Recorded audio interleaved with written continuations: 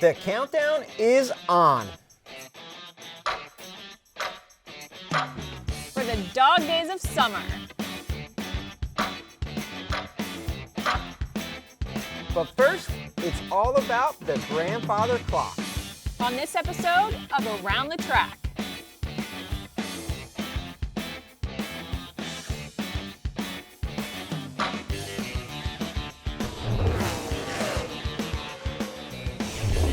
Welcome to Around the Track. I'm Kim Coon alongside Ryan Flores. And did you recover from Richmond weekend? I'm feeling good, yeah. I went up there for the modified race. I got to see a great modified race on Friday, and then back up Sunday. It was a heck of a race, but I'm telling you, there were some tempers flaring, so I don't know if all the drivers recovered or not. Yeah, definitely tempers flaring. That's going to carry over into this weekend. We've got back-to-back short track races.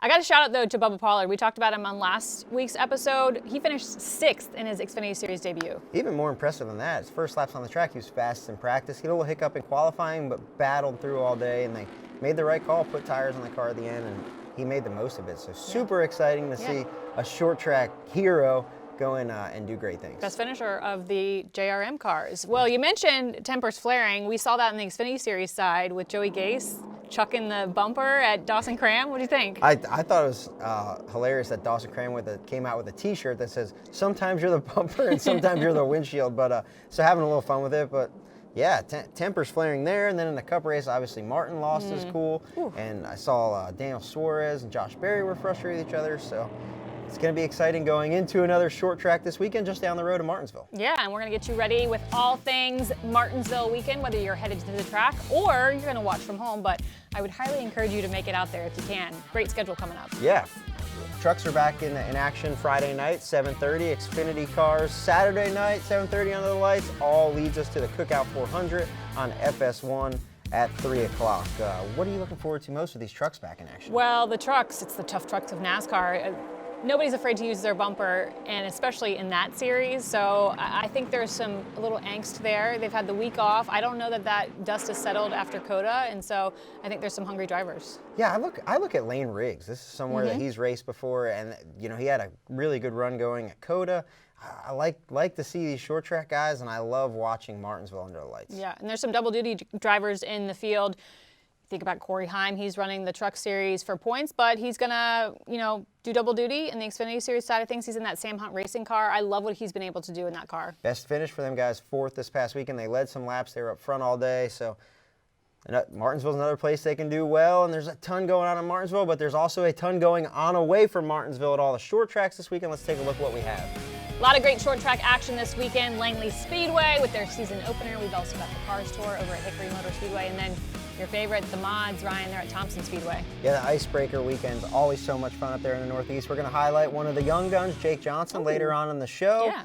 Cars Tour, super exciting. The late model stocks are a staple at Hickory Motor Speedway, so you have some locals there along with the regular Cars Tour guys, and one of the premier short tracks in the country firing off this weekend in Langley Speedway. Yeah, Langley, just across the state from Martinsville Speedway. And, a lot of NASCAR legends cutting their teeth there. Richard Petty, Jimmy Johnson, and then some current Cup Series drivers. Denny Hamlin, Chase Elliott. We'll see them in action this weekend at Martinsville. Here's what the drivers had to say about the short track.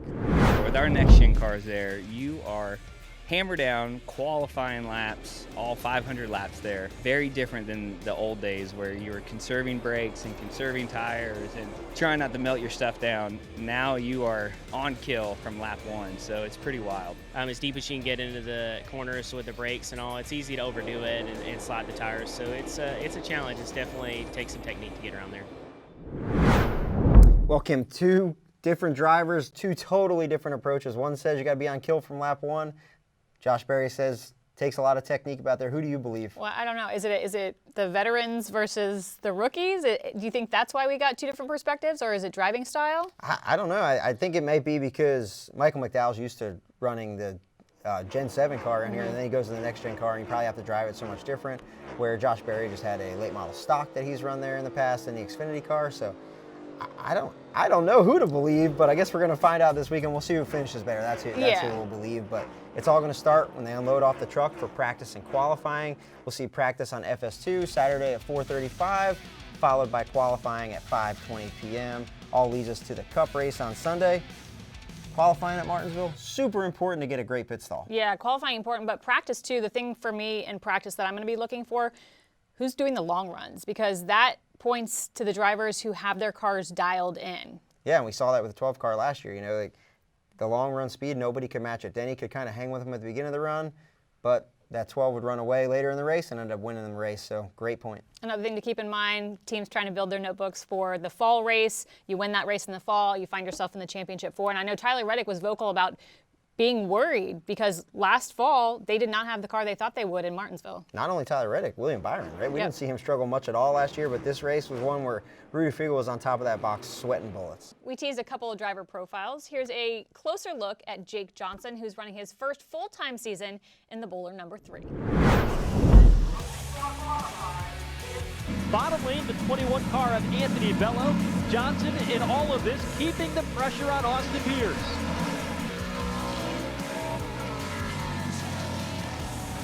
Jake Johnson still looking for that first career Wheel Modified Tour win, and they are going to have to navigate through lap traffic.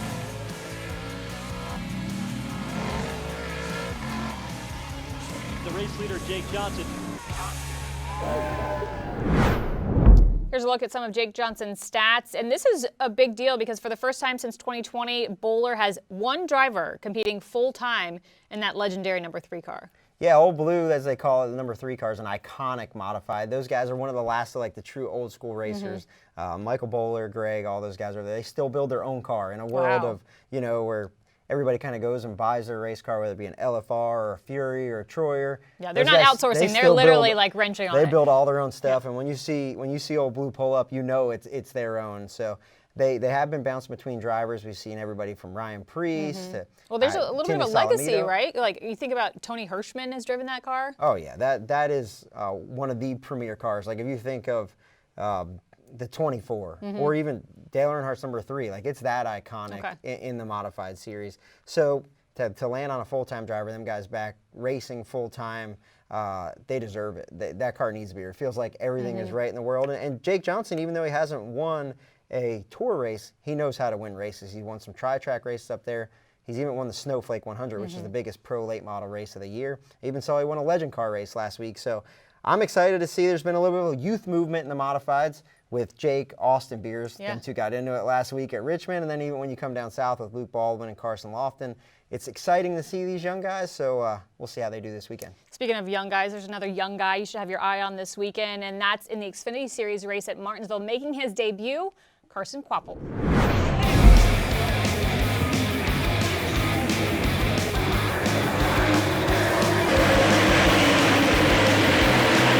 Carson Quaffle, now a 2-time champion.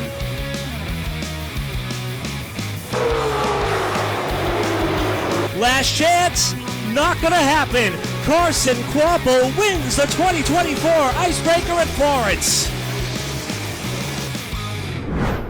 As we see Carson Quaffle making his Xfinity Series debut here at Martinsville, he has finished 2nd and 3rd in the late model stock race here, which I'm sure he's a little bit upset about. He wants that Martinsville clock, and he's a 2-time defending Cars Tour late model. We've been watching this kid grow up right in front of our eyes, being the son of Travis Quaffle. What sticks out to you? Well, what's crazy is I remember watching Carson as like a tween at Millbridge. Yeah.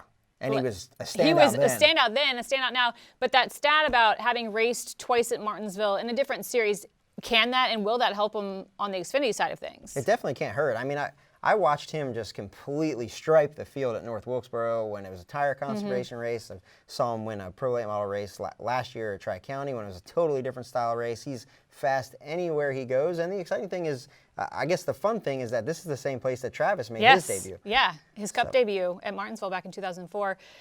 What I love about all of this is JRM giving drivers of other series opportunities. You know, we saw kind of the trajectory that Josh Berry took, you know, starting in late models for JRM, working his way through the Xfinity Series. Now he's in Cup. Maybe Carson Quaffle's the next Josh Berry of JRM. Well, we saw what Bubba Poole was able to do last week. And yeah, Josh Berry, you know, he's kind of taken the reins over of the junior late model team. So he's following right in the footsteps. Maybe he can replace one of our legends here before long. But it's totally excited to see what he does this weekend. But first, let's take a break, and we'll come back and tell you all things Martinsville. Join Todd Gordon and myself each week for NASCAR Inside the Race. We'll break down exactly how the race was won. Plus, we'll dive into the data and go in depth on race strategies, penalties, and rule changes. Catch NASCAR Inside the Race presented by Consumer Cellular each Tuesday on NASCAR's YouTube channel. Like we've mentioned, back-to-back weekends of short track racing, but Martinsville, a very different beast than Richmond. Yeah, super unique, and one of the biggest things are those giant curbs on the infield or on the inside of the corners. So we've got two of our Cup drivers to break down what they think about those curbs. You try not to touch them. They're big. I mean, they're, probably 8-10 inches, and they're pretty abrasive, like as far as they're steep. So it really doesn't help your car at all. It hurts you if you touch them, but I try to just get an inch away from them every lap. I literally look at the curb through the corner just to judge how close I am to it. It's like opposite of running the wall.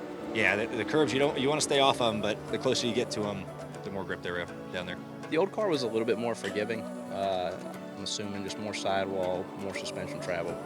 These ones here, when you hit it, it's aggressive. Well, you heard Chris Buescher talk about how unforgiving it is when you hit these curbs with the next-gen car, but Blaney also alluded to how much time there is to wrapping the corner and staying low right next to him. I don't know. I'm excited to see who can navigate it the best. Well, Blaney also pointing out the curbs, they're not low. 10 inches is very high, especially considering how low the next-gen car is. It's not like driving on the street in your SUV. No, it's not like the curbs that my wife hits with our SUV. And you see a lot of the restarts where guys are trying to get better angles off the corner. They'll stuff each other down in the curb, and that's where you see guys get spun out facing the wrong way. Another place you want to be facing the wrong way is this tight pit road. Yeah, one of the trickiest pit roads on the circuit. So let's hear what drivers had to say.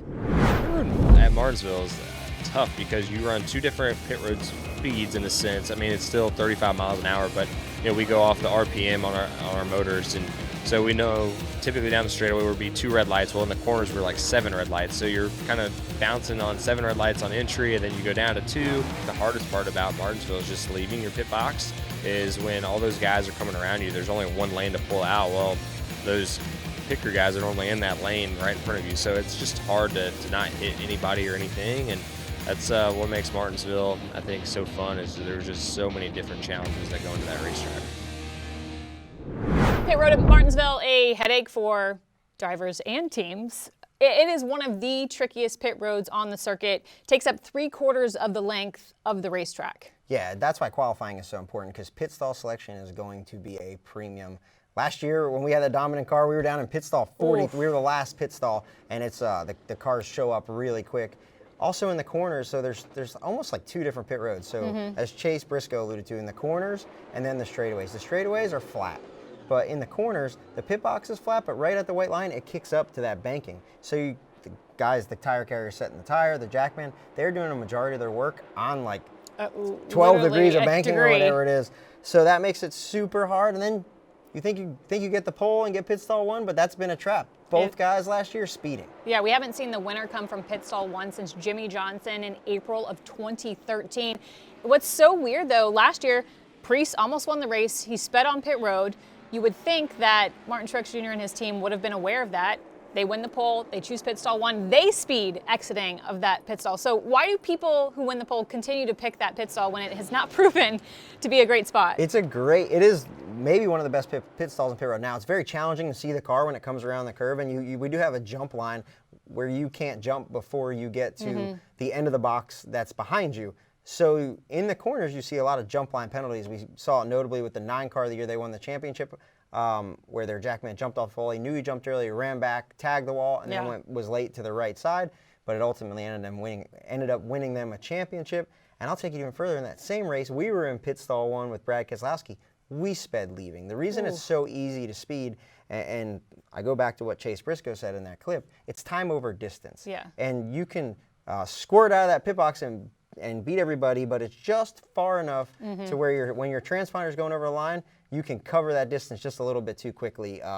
So it's not necessarily a guy standing there with a gun. Yeah. Like we said, it's time over distance, and that is one trap to Martinsville, just one of many on pit road. And we should note that the pit stall 1 used to be closer to that timing line, and then at some point it got moved back, and so it created that distance. Yeah, back when we had 43 cars in the field, now we only have 36. So what they did at a lot of racetracks is they took away pit stall 1, and now pit stall 2 is pit stall 1. So that's where in the recent years, it has changed than what it used to be. And I love that you pointed out that like there's blind spots for the crew members too. We talk about the drivers having blind spots and going around pit road and maybe not knowing where their box is, but for you guys too, there's some blind spots. If you want that grandfather clock, you have to earn it, not just on the track, but on pit road. And it's going to be a challenging day, but it's going to be a rewarding day for one team. Well, we have told you who and what to watch for at Martinsville. Now we're going to tell you where to place your money. But first, let's take a look back at iconic moments that make Martinsville Speedway. Checker flag and his first Martinsville win. Dale Earnhardt Jr. takes it. Big race, they're sideways, and it's going to be Logano getting the win. Logano into the wall. Kenza takes him out. The bumper to the back of the 24. Hamlin takes the lead. It was a video game move. The one of Chastain past Hamlin. He's won his way into the championship. Gordon wins at Martinsville. And short track racing. We're now joined in studio by Erica Davis, our resident sports betting analyst. Great to have you here for Easy Money with E. She's setting you up for the best bets of the weekend. I got to say, last week, you were right. You said all in for JGR. They won. Denny Hamlin got to victory lane, but I know your pick was Martin Truex Jr. My pick in the group was Truex to finish above Hamlin. So that was just like a stab in the heart, that ending. Girl, watching that ending had me in my feelings the same way MTJ was in his feelings. Yes. So make two of us, Two for of sure. y'all. Well, the good news is that we're headed to another short track. With that, can fans lean on some of the same information, the same stats, and maybe go with some of the same driver picks this weekend at Martinsville as they did at Richmond? Yeah, absolutely.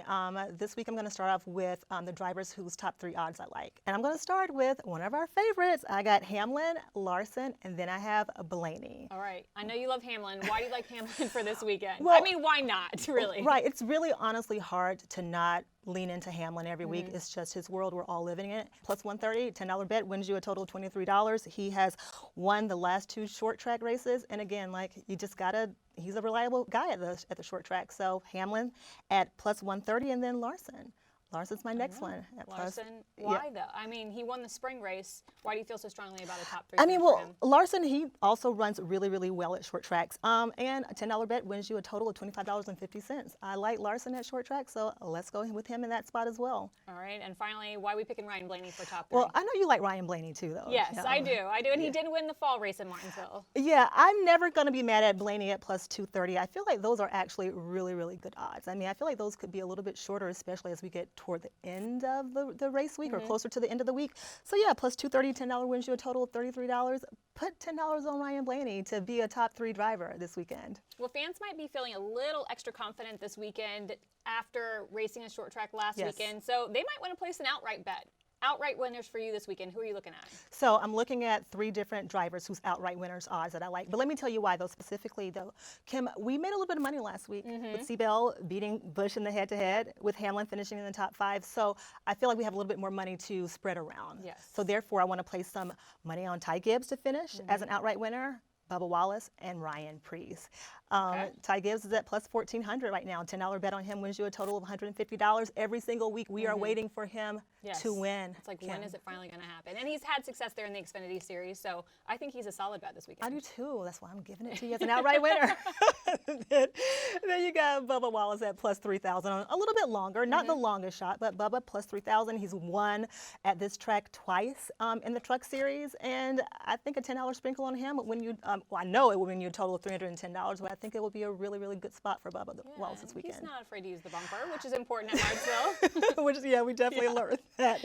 And then my long shot, or my longer shot bet on my betting card is Ryan Preece at plus 6,000. Now, there are definitely, right. Yeah, just hard to believe he's a long shot after last year. And there are some drivers whose odds are a little bit longer, at like plus 10 and plus 20,000, but I like him. He's run consistently well, and he runs consistently well at short tracks as well. So Ryan Preece plus 6,000 would win you a total of $610 if he ends up being the outright winner, a long shot. Oh, guys, make sure you shop around, because I have seen these odds fluctuate all over the different books. You want to make sure you get the longest odds for the best payout.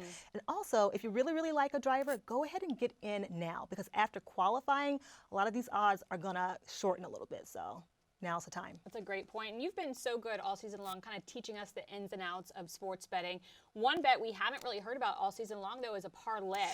And we're going to make a parlay bet this weekend. So first off, give us just a little, like a high-level description of what a parlay bet is. So yeah, a parlay bet is when you place a one bet on several different wagers. It has to be at least 2. And every single bet within that wager has to hit. And that's essentially what we're doing today. Okay, and so what are we looking at for parlays for Martinsville?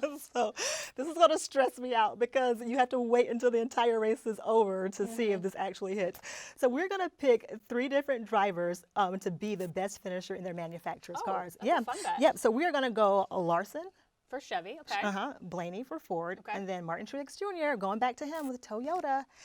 Now, with these odds, Kim, if all of these drivers, because all these drivers' odds have to hit as the best finisher in their car, if this hits, a $10 bet wins you a total of $309. Right. That feels worth it to me, though. $10? Right. And so I'm hedging. I want to point out Truex, though, because Truex, I picked Hamlin to be my top 3 finisher. Well, I'm kind of hedging here because obviously I didn't pick Hamlin. I'm picking Truex in this spot. So maybe Hamlin will end up being the top 3 odds finisher, and then Truex will have this spot. I don't know. So this is my way of hedging that bet. But yeah, $10 bet, $309. And again, it's all or nothing, correct? So like if 2 of those hits, you're not winning the money. You have to hit all 3. You have to hit all 3. Okay. Makes it really exciting. Yes, it does. Thank you so much for all the information. We look forward to all your great info for next week at Texas. Now that you got your bets placed, it's time to get ready for the at-track action. A lot of fun fan experiences in Martinsville. Up next, we'll tell you which ones you should check out. Hey guys, I'm Cory the Joy Driver, the number 7 car, joined my buddy Ryan Flores. Every week we stack some pennies. Talk about NASCAR Cup Series right out of my windshield. Plus, we'll give out the dogs of the week for the best pit crews and pit crew guys from the weekend. We'll break down all the money stops, all the woes, get into some technical issues, and we'll also answer all of your hashtag Penny for Your Thoughts questions. And we have a ton of guests. Sometimes SVG pops by. We got Raja. We have all sorts of guys. You never know who's going to pop in the Nonsense Garage, but make sure you tune in. SiriusXM on Tuesdays, YouTube on Wednesdays, wherever you find your podcast on Wednesdays as well. Come stack pennies with us. Lots of great action for the fans at Martinsville Speedway, but before we get into a deep dive of what fans can expect this weekend, did you see the Easter Bunny at Richmond? I did not. The only Easter Bunny I saw was Mamba Smith yeah. doing driver I intros did see in him his in the Easter Easter Bunny suit. So, I don't know. I thought he did a good job, but it was kind of a sad-looking Easter Bunny, but he looked good, and he had the fans hype. Yeah, but Martinsville, they've got it locked and loaded when it comes to the race fans. It is full of puns. I see right here, Thursday, 4 to 6, Clocktails with Clay at the brake pad. Okay. And then Friday, 1 to 2 p.m., Hot Dogs with the Top Dog on the South Lodge. So a ton of stuff going on in the Midway, too. That's one of the best Midways when you walk through there. Here, you got a Q&A going on. Yeah. Well, it's Hendrick Motorsports' 40th anniversary, so they're doing some special Q&As at the NASCAR Experience. So I'm going to be there on Sunday between 12:30 and 1 talking to Jeff Gordon and Jeff Bodine. Ooh, some big names. Yeah. There's always big names in the Midway. And if you want to see what's going on there, you can check it all out at martinsvillespeedway.com. Well, each and every week we wave the white flag. Before we wave the white flag on this episode, though, we got to give you our race picks. So who is going home with the grandfather clock? I'm going to be a homer this weekend. I'm not going with Blaney, though. Okay. I'm going with Joey Logano. After what I saw from them guys at Richmond, he's got the top 10s in the last 9 Martinsville races, the longest active streak. He's won at Martinsville in trucks and Cup, and I think he's got the track record here. He's kind of got, when I looked up Joey Logano at Martinsville, there's a lot of stats. As good as he ran last week, I know he's hungry. I'm excited for him to try to get another grandfather I flirted with picking Joey, but I went a different direction. When I think Martinsville, I think Hendrick Motorsports. They are the winningest team at that racetrack. So I know he won last year's spring race, but I'm going with Kyle Larson. Yeah, it's never a bad pick. You know, Young Money. He was fast last week. He was really good in the rain, but we'll see. How many Martinsville hot dogs do you think Kyle Larson can eat? I don't know. He's a small guy. I don't know. I know how many I'll eat. Yeah, so it's the white flag is the Martinsville hot dog this week. How many can you eat? 0. 0. I'm not a Martinsville hot dog guy. I'm sorry to say it. I'm sorry if you think less of me. Not a big Martinsville hot dog guy, but the cool thing is if you go in the garage, I don't know if it's still there if they paint it or not, but forever being a road crew guy, it was kind of like a challenge. And if you walk, there's metal beams in the garage area, and you would see guys' names like and hash tally marks. Yeah. And I think I saw like 25 or 30. Now, granted, we were there for 3 or 4 days, back with the old car with practice on Friday, qualifying and the race. some guys could really knock some hot dogs down. The craziest part is the hot dog stand is right in the middle of the infield, kind of like on the start-finish line in the infield. And when I'm covering pit road, in the middle of the race, I will see crew guys lined up for hot dogs. Oh, it's so old school. Martinsville is the most old school. Like you said, it's just got the old school hot dog sign, and there's guys, just walk over there in the middle of the race, get them a hot dog before the next pit stop. So super exciting to get to Martinsville, though. And I'm excited to come back to Around the Track next week and break down everything Texas. That's right. So get that Martinsville hot dog if you're headed to the track this weekend, and make sure you order it with chili, slaw, mustard, and onion.